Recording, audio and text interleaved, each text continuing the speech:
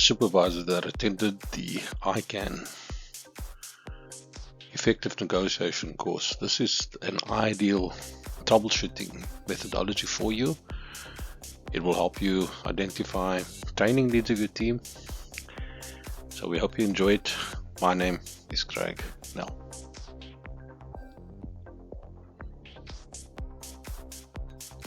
Let's discuss the learning outcomes. We're going to just go back to what a smart agent is, because this is the fundamental part of the training. We're going to work through the call flow, and this is where you'll see how everything comes together and where the touch points are. We're going to again just refresh on the treatment plan, which is, as you know, one of the key ways for information to be consolidated, and I'll talk you through some of the key benefits of it. And then we'll talk you through the troubleshooting methodology, which will be a review of KPIs, call listening, collection software review, as well as your intervention. For many years, and even now, many collection agents are interviewed quite quickly, and within a few days they're thrown on the phones with some training and needing to follow scripts. A lot of the training emphasizes the ability to use the collection software, and on the odd occasion perhaps some negotiation training. We've turned this on its head by creating the concept of the smart agent. So in the next chapter, let's explore what this means, and just a refresher for those of you that have been on the course.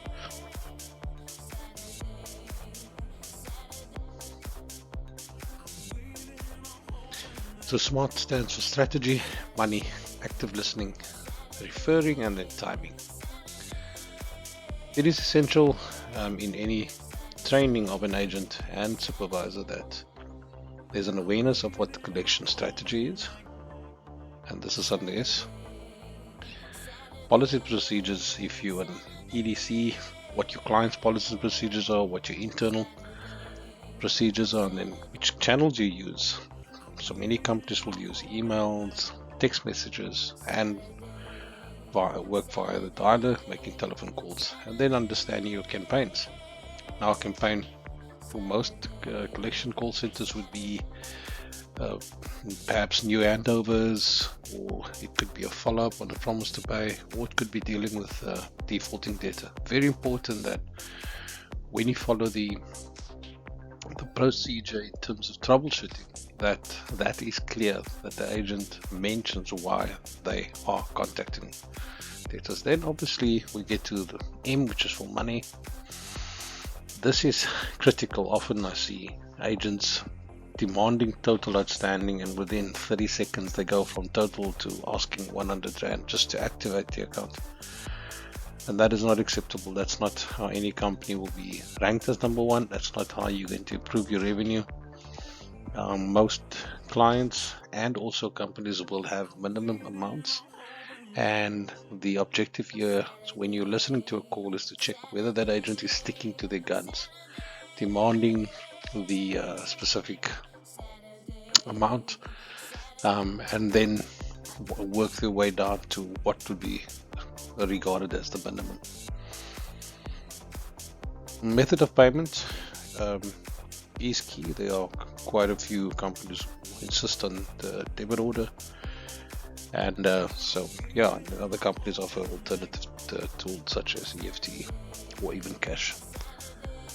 Active listening is a challenge for most agents because of them being used to reading or memorizing scripts, so they want to get through the script as soon as possible to be compliant from a quality assurance point of view, and then spend very little time asking questions. And this is very important, especially with the various types of outcomes a call could have. For example, it could be a third party answering the call. It could be a debtor that suddenly says you must recall them later the day or some at a more convenient time. So that is very important to mentally prepare yourself as an agent and supervisors to check whether your agents are asking questions, and the rule is that you need to ask a question that you have an answer for anyway. R stands for referring, so depending on your collection software, look at past payments, bring that into discussion, refer to past excuses that the debtor may have provided, and refer to past consequences, as well as which previous agent actually worked the account. And then timing of payments, immediate is key. And this is where we suggest that you be very, very, very specific regarding payments. Often a year, the agents talk about sometime in the future or within the next day or two. Our recommendation is that you are very specific on dates. So if it is, you can go with time within 24 hours or by close of business today. And also be mindful of a trend that's been utilized where people talk about month end. And in South Africa specifically, we have 15th, 20th, 25th, 28th last day, or the first day of the new month as a salary date. So this can be, you have to be very specific when you negotiate the repayment date.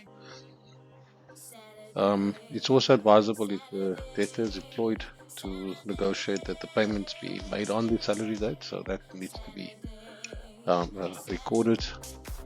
And then finally, the method that we go through, which is called the MAD method, which is basically once the negotiation is complete, for the agent to ask the debtor what the method of payment is, the amount, and the date.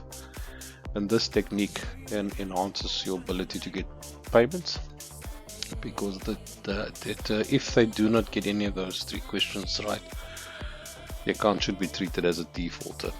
So this is critical, and this is the fundamental baseline of the negotiation technique produced by CAN. The call flow is the backbone of the ICANN negotiation technique, and we will shortly show you just how an ideal call would flow and what the stumbling blocks are. And when you are listening to calls, look out for the stages, and it's not expected that they follow this as a script, but it's a very good guideline to figure out where agents might have certain challenges in certain parts of the call. So by way of illustration, you could see, excuse me, does the agent know what their campaign is that they're working on? Did they develop some sort of treatment plan? We'll talk through that just next. What was the introduction? In the introduction, did they state the reason for the call? And then how did they deal with the first level of excuses, which is, it might be a third party, it might not be the debtor. The debtor might ask for a recall, or they might even drop the call. How did they deal with that? And then it comes to the all popular top 10 excuses in South Africa, ranging from affordability all the way to debtors claiming they've got a civil judgment, and for that reason they're not going to pay.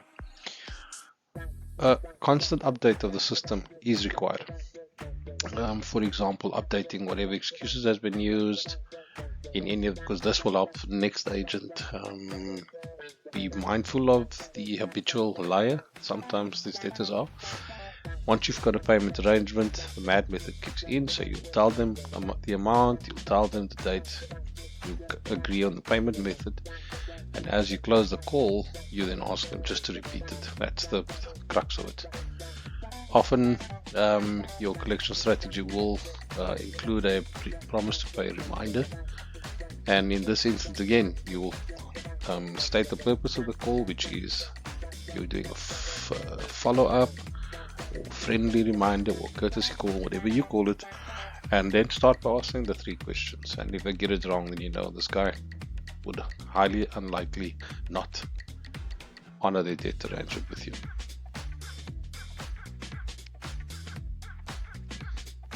Right, the treatment plan, the idea came about 6 years ago when we worked with agents that worked on multiple systems, and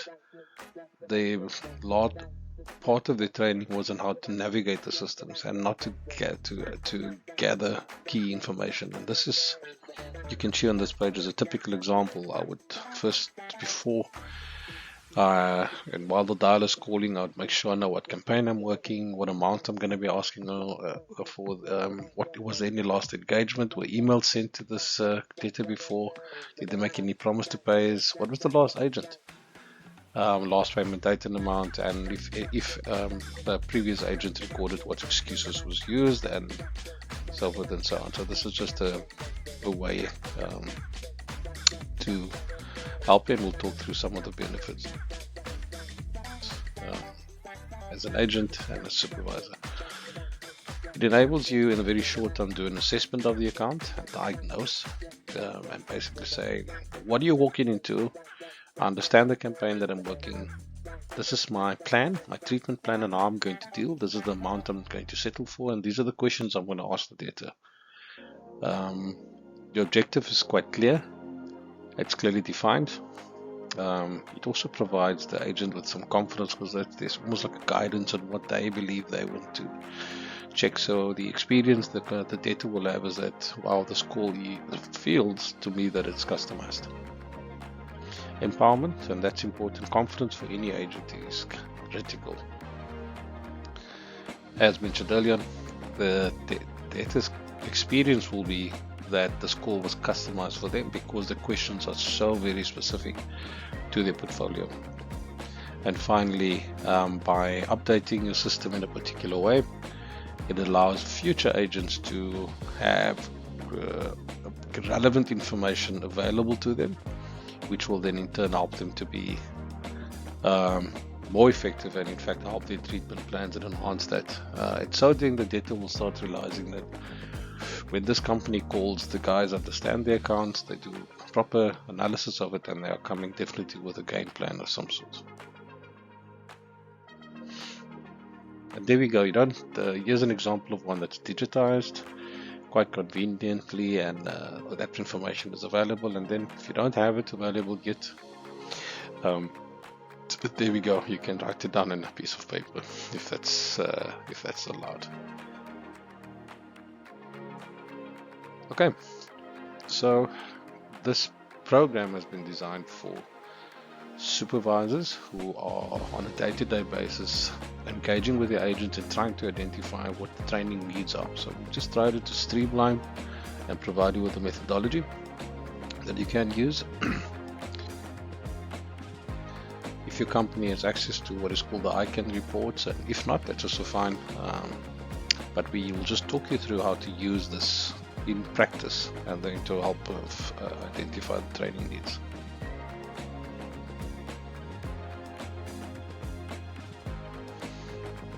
So, common in most contact centers is companies that track your right party contact and your conversion, your promise to pay versus that.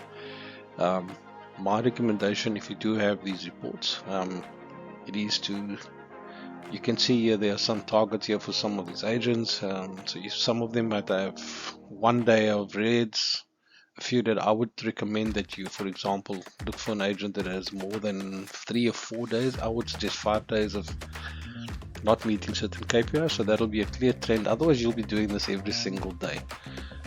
So about 5 days of negative trends, then you start engaging with the agent. But you can do it daily as well, and just quickly diagnose what the problem is.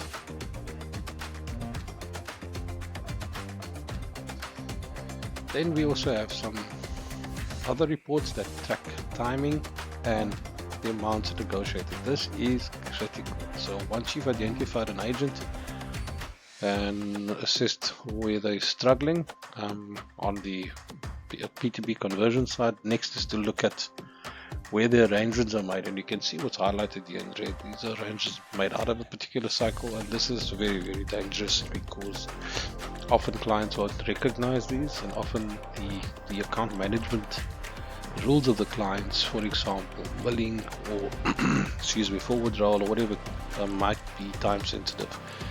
Then most importantly, often and in most instances there's a minimum amount. So in this case the software is called C4, and the majority of the payments are within that. And but I would focus on the accounts where there's under negotiation, because it means the agent really did not negotiate well and is going for the easy route. Okay, next we're going to talk through what to look out for when you're listening to calls.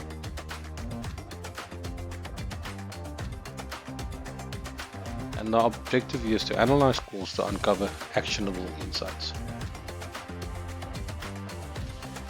Here's a quick checklist that I've created. You can copy this if you like. And I'll go through these 10 key outputs that we look at. The first one is, so you categorize as adequate, inadequate, is the intervention needed, and I've got a column here for which objection an agent struggles with. So number one, did the collection agent inquire about debtors availability for the conversation? This is something I suggest in the introduction, and it goes like this, where debtors, once they know you're calling from a collections business or credit provider, they'll come up with excuses. And so upfront to say, is this a convenient time to speak? If they say yes, and then you go and get down to the business of the call. Number two, did the collection agent clarify the call's purpose?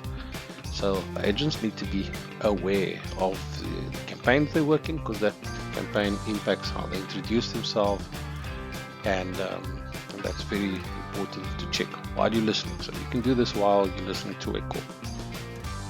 How does the agent handle the debtor's request for a callback? We know they will, and if it's inadequate, there will be intervention created. And then you can see all the rest. If the collection agent fails to address the objection, please make a note of the objection. So for example, if the person said it was they were unemployed, as your supervisor on your checklist, just note that, because you can then use this as a way to kind of build a plan, some sort of intervention where you can show the agent where they're struggling on the call flow, as it were. Then we get number 8, does the collection agent insist on immediate payment? Yes or no? Does they check the debtor's understanding of the consequences? And please look out for agents that read all the consequences off. They need to just focus on one. They have to check the system, which one was used, and focus debtor's understanding of consequences, not just reading it off to them. After reaching an agreement on the date, amount, and methods, does the agent request the debtor to confirm the details? Very important in wrapping up the call. So I hope this is of use to you, that you can apply this in your daily to identify training needs.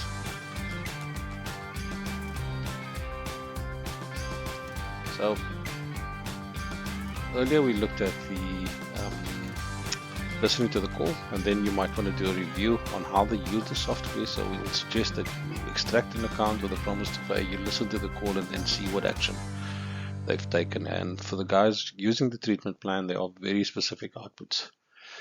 So you can look at the PTP amount. Is it more than the minimum amount? Did the agent capture default reasons? Very important. Remember, that's about continuity, so the next agent can see which reason that's been used. Did the agent capture what consequences they mentioned or educated the data on? And then just review the PTP dates and previous payment dates. That's very important. This should be, the agent should have done this. So just see relative to when they've paid and so forth and so on, and the amounts. And in the call, did the agent refer to any information on the treatment plan? So any questions, and remember, they've been trained to ask very specific questions that they have answers to. And finally, an intervention is needed.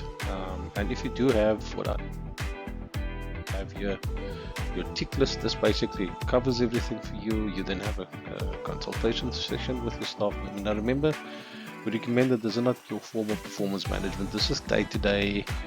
This agents are struggling according to reports, and talk your agent through it. Engage with your training department, engage with your QA to provide intervention, or as a team leader, provide the intervention. And maybe if you do have access to training videos, you can then link the agents directly to that as a way to improve the performance.